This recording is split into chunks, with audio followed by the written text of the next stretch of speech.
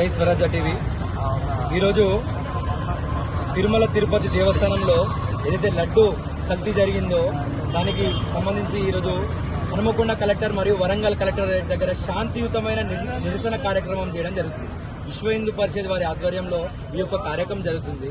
మరి తిరుమల తిరుపతి దేవస్థానంలో గత 50 సంవత్సరాల నుంచి నందిని డైరీ నుంచి కర్ణాటక నుంచి ఏదైతే నెయ్యి వస్తుందో మరి ఆ నెయ్యిని తొలగించి ఫిబ్రవరిలో జగన్ ఈ యొక్క నాస్తిక కుక్క ఈ జగన్ ఏదైతే లడ్డూని కల్తీ చేసి మన హిందూ మతాన్ని దెబ్బతీసే విధంగా ఏవో కుట్ర విదేశీ కుట్ర ఏదైతే చేయాలనుకుంటున్నామో మరి దానికి తీవ్రంగా ఖండించి ఈ రోజు నిరసన కార్యక్రమం చేయడం జరుగుతుంది.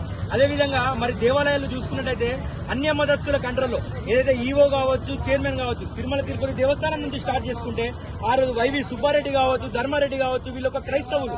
మరి వీరికి ఎలాగైతే మీరు పట్టం కట్టారో అదేవిధంగా ఈ వేరే వేరే దేవాలయాలు తెలంగాణలో కావచ్చు, ఆంధ్రప్రదేశ్ లో కావచ్చు, అన్య మతస్థులకు ఈ దేవాలయాల్లో వాళ్ళకి ఉండడం మేము బజరంగ విశ్వ హిందూ పరిషత్ తీవ్రంగా ఖండిస్తున్నాము.